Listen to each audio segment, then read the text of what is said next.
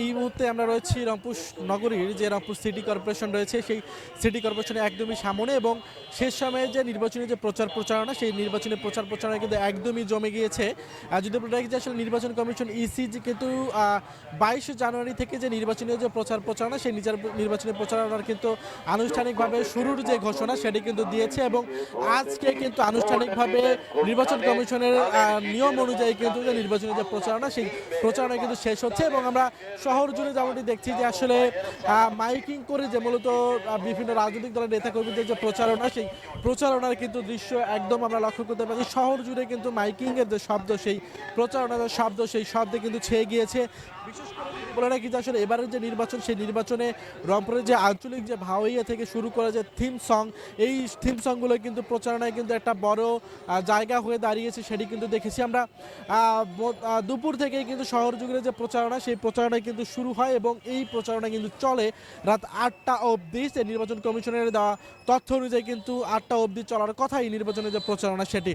যদি বলে রাখি যে আসলে এবারে যে ত্রয়োদশ জাতীয় সংসদ নির্বাচন এই নির্বাচনে কিন্তু কোনো ধরনের অনাকাঙ্ক্ষিত ঘটনা এড়াতে আইন শৃঙ্খলা বাহিনী যে তৎপরতা সেই তৎপরতা কিন্তু অনেকটাই বেশি। আমরা দেখছি যে আসলে নির্বাচন কমিশন থেকে দেওয়া যে আসলে নিয়ম কানুন যেগুলো রয়েছে এই নিয়মগুলো মেনেই কিন্তু নির্বাচনে যারা প্রতিদ্বন্দ্বিতা করছে বিভিন্ন যে রাজনৈতিক দলের নেতাকর্মী যারা রয়েছেন তারা তাদের সভা সেমিনার থেকে শুরু করে প্রচারণা সেই প্রচারণাগুলো কিন্তু করছেন। এবং যদি বলে রাখি যে আসলে এবারে যে নির্বাচন সেই নির্বাচনে কিন্তু প্রথমবারের মতো বাংলাদেশ সেনাবাহিনী প্রায় লক্ষাধিক সেনা সদস্য নিয়ে কিন্তু নির্বাচনের যে কেন্দ্র যেগুলো রয়েছে এই কেন্দ্রগুলোতে কিন্তু তারা থাকবেন এবং যদিও বা এর আগের বছরগুলোতে নির্বাচনীয় যে কেন্দ্র যেগুলো রয়েছে এই কেন্দ্রগুলোতে সেনাবাহিনীর উপস্থিতি খুব একটা না দেখা গেলেও তারা কিন্তু 400 মিটারের বাইরে কিন্তু তারা অবস্থান করছিলেন। কিন্তু এবার কিন্তু সেই একদম ভোট কেন্দ্রের ভিতরে কিন্তু বাংলাদেশ সেনাবাহিনী তারা কিন্তু যাবেন এবং ভোট কেন্দ্র যে তদারকি সেটি কিন্তু করবেন। এই তথ্য কিন্তু নিশ্চিত করেছে নির্বাচন কমিশন এবং বাংলাদেশ সেনাবাহিনীর পক্ষ থেকে কিন্তু ব্রিফিংয়ের মাধ্যমে জানানো হয়েছে। এই নির্বাচনকে কেন্দ্র করে শহর জুড়ে যে তল্লাশি আইন শৃঙ্খলা বাহিনীর যে তৎপরতা সেই তৎপরতা কিন্তু অনেকটাই বেড়েছে সেটি কিন্তু আমরা নগর জুড়ে দেখছি এবং শেষ সময়ে যে প্রচারণা সেটি কিন্তু চলছে। এই জন্য কিন্তু আমার কাছে সর্বশেষ আমরা একটু যেতে চাই, আমাদের আরেক সহকর্মী রয়েছেন জিয়াবিন রয়েছেন, আমরা একটু তার কাছে যেতে চাই, তার কাছে জানতে চাই শহরের যে প্রচারণা সেখানকার সর্বশেষ। ধন্যবাদ আকাশচন্দ্র পাপ্পু। আপনি যেমনটি বলছিলেন আজকে কিন্তু নির্বাচনী প্রচারণা শেষ দিন, সেই অনুযায়ী কিন্তু রংপুর নগরীতে শেষ দিনে শেষ মুহূর্তে এসে প্রার্থীরা বেশ জোরে সোরে নিজেদের নির্বাচনী প্রচারণা চালাচ্ছে। এই মুহূর্তে আমি অবস্থান করছি রংপুর নগরীর শাপলা মোড়ে, শাপলা চত্বরে। শাপলা চত্বরে আমার ঠিক পেছনে তাকালেই কিন্তু আপনারা দেখতে পারবেন যে ব্যানার ফেস্টুনে কিন্তু ছেয়ে গেছে শাপলা চত্বর। এটি কিন্তু জানান দিচ্ছে যে নির্বাচন কিন্তু কড়া নাড়ছে দরজায়। আজ 9 ফেব্রুয়ারি, হাতে গোনা ঠিক 3 দিন পরেই নির্বাচনকে ঘিরে কিন্তু আইন শৃঙ্খলা বাহিনী বেশ কঠোর পদক্ষেপ নিয়েছে। শহর জুড়ে চলছে তল্লাশি, সন্দেহপ্রবণ যে কোনো ব্যক্তিকে কিন্তু তল্লাশি করা হচ্ছে, যানবাহন তল্লাশি করা হচ্ছে। এখন পর্যন্ত নির্বাচনকে ঘিরে কোনো বিশৃঙ্খলা কিন্তু রংপুর শহরে আমরা দেখতে পাইনি এবং বিশৃঙ্খলা যেন না ঘটে তার জন্য সর্বোচ্চ প্রস্তুতি নিয়ে মাঠে রয়েছে আইন শৃঙ্খলা রক্ষাকারী বাহিনী।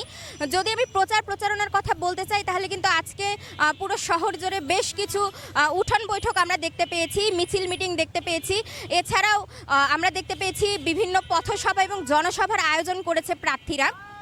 যে বড় বড় দল রয়েছে বিএনপি, জামায়াতে ইসলামী এবং জাতীয় পার্টি, তারা ছাড়াও কিন্তু যে বিদ্রোহী প্রার্থীরা রয়েছে যারা স্বতন্ত্রভাবে দাঁড়িয়েছে তারাও কিন্তু প্রচারণার দিক দিয়ে আসলে পিছিয়ে নেই। তারাও চেষ্টা করছে যতটা সম্ভব শেষ মুহূর্তে এসে সাধারণ ভোটারদের কাছে পৌঁছাতে। তারা যেমন সাধারণ ভোটারদের কাছে পৌঁছে তাদের প্রত্যাশার কথা শুনছে, পাশাপাশি তারা ক্ষমতায় এলে ভোটারদের ঠিক কী উপকার হবে, কি করবে ভোটারদের জন্য, কি সুবিধা পাবে ভোটাররা, সেই আশ্বাসও কিন্তু দিচ্ছে ভোটারদের। শেষ মুহূর্তে এসে সব প্রার্থীরাই কিন্তু চেষ্টা করছে ভোটারদের নিজের দলে টানতে, ভোটারদের আস্থা অর্জন করে বিজয়ীর মালা গলায় পড়তে। প্রার্থীদের পাশাপাশি কিন্তু নির্বাচনী আমেজ দেখা দিচ্ছে সাধারণ ভোটারদের মাঝেও। আজ পুরো রংপুর শহর জুড়ে ঘোরার পরে ভোটারদের সাথে কথা বলে আমরা যতটুকু বুঝতে পেরেছি যে এত বছর পরে আসলে এই যে নির্বাচনী আমেজ, নির্বাচনী পরিবেশ, এটি কিন্তু নতুন করে উদ্দীপনা সৃষ্টি করেছে ভোটারদের মাঝে। শুধু পুরুষ ভোটাররাই নয়, এবারের 2026-এর নির্বাচনে কিন্তু নারী ভোটারদের যে উপস্থিতি এটিও কিন্তু সরব। বিভিন্ন মিছিল মিটিংয়ে নারীদের সরব উপস্থিতি জানান দিচ্ছে যে এবারের নির্বাচনে নিজেদের রাজনৈতিক অধিকার নিয়ে নারীরাও কিন্তু বেশ সচেতন। রংপুর নগরী বরাবরই অবহেলিত হয়ে থেকে এসেছে। দীর্ঘ 17 বছর আওয়ামী লীগের শাসনামলে কিন্তু আহামরি কোনো উন্নতি রংপুরের মানুষ দেখতে পায়নি। রংপুরের মানুষ তথাপি উত্তরবঙ্গের মানুষ কিন্তু এই নির্বাচনকে ঘিরে, এই প্রচার প্রচারণা, এই আশ্বাসকে ঘিরে নতুন করে আশায় বুক বেঁধেছে।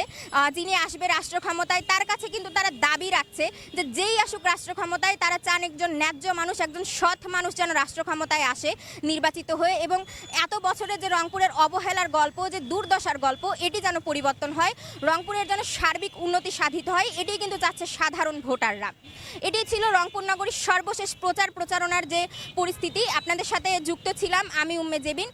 পরবর্তী খবর জানতে চোখ রাখুন RNB নিউজে।